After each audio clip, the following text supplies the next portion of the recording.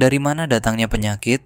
Penyakit adalah kondisi yang mengganggu fungsi normal tubuh atau pikiran, menyebabkan ketidaknyamanan, disfungsi, atau penderitaan.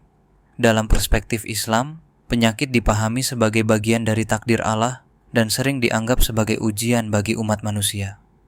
Penyakit dapat dilihat sebagai cara Allah menguji keimanan, kesabaran, dan ketakwaan seorang hamba. Al-Quran menyebutkan bahwa cobaan, termasuk penyakit, adalah bagian dari ujian Allah untuk mengukur keteguhan iman seorang muslim. Seperti salah satu surah di Al-Quran dalam surah Al-Baqarah ayat 155, 157 yang artinya, "Dan sungguh akan kami berikan cobaan kepadamu dengan sedikit ketakutan, kelaparan, kekurangan harta, jiwa, dan buah-buahan. Dan berikanlah berita gembira kepada orang-orang yang sabar, yaitu orang-orang yang apabila ditimpa musibah, mereka mengucapkan, Inna lillahi wa inna ilaihi raji'un. Sesungguhnya kami milik Allah dan kepadanya lah kami kembali.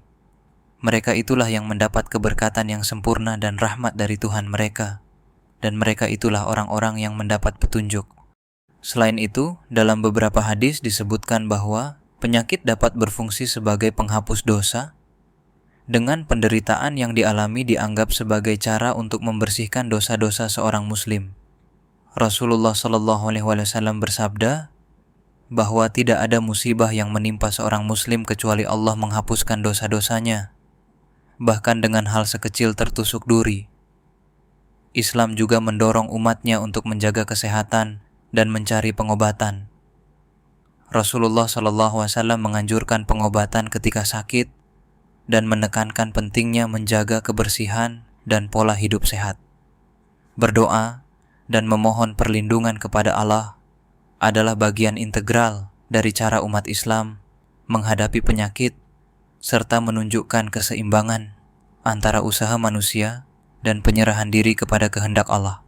Sikap sabar dan syukur juga diajarkan, di mana umat Islam diharapkan bersabar dalam menghadapi penyakit dan bersyukur dalam keadaan sehat.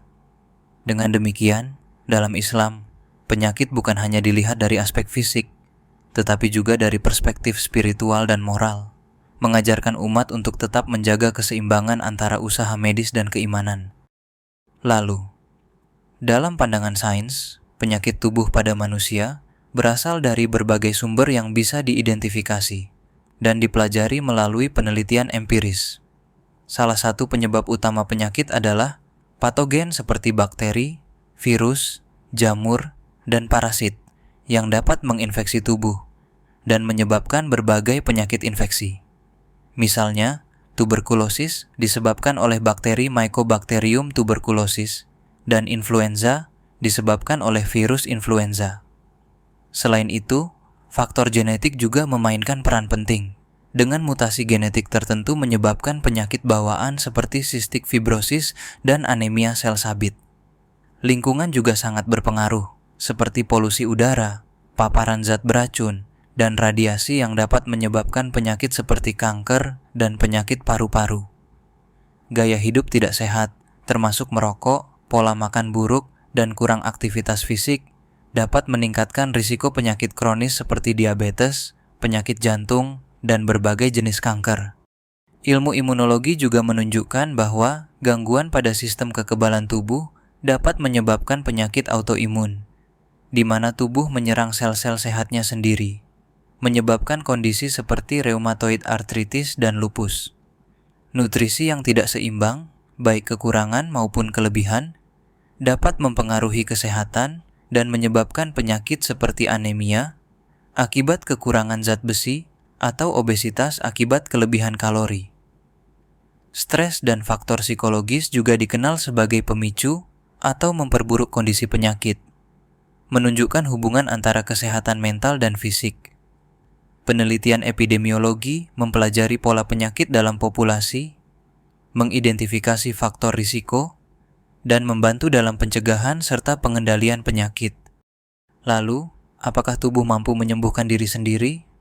Tubuh manusia memiliki kemampuan luar biasa untuk menyembuhkan diri sendiri melalui berbagai mekanisme alami. Sistem kekebalan tubuh memainkan peran utama dalam proses penyembuhan ini. Sistem kekebalan terdiri dari dua komponen utama, yaitu imunitas bawaan dan imunitas adaptif. Imunitas bawaan memberikan respons cepat dan non-spesifik terhadap patogen, sementara imunitas adaptif menghasilkan respons yang lebih spesifik setelah mengenali patogen tertentu. Sel-sel kekebalan, seperti limfosit, berperan penting dalam mengenali dan menghancurkan patogen, serta menghasilkan antibodi dan sel memori yang dapat melawan infeksi di masa depan.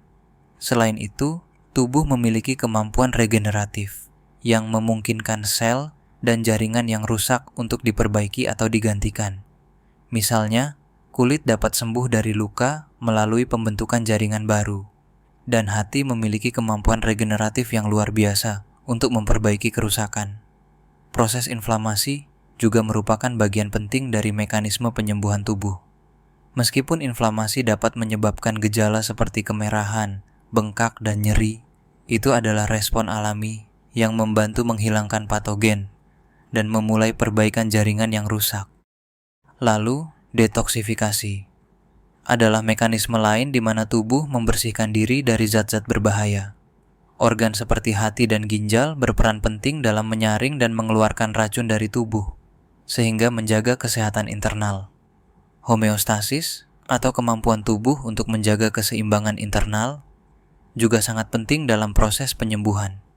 Sistem endokrin dan saraf bekerja sama untuk mengatur fungsi-fungsi vital seperti suhu tubuh, tekanan darah, dan kadar glukosa darah, memastikan bahwa tubuh beroperasi dalam kondisi optimal untuk penyembuhan.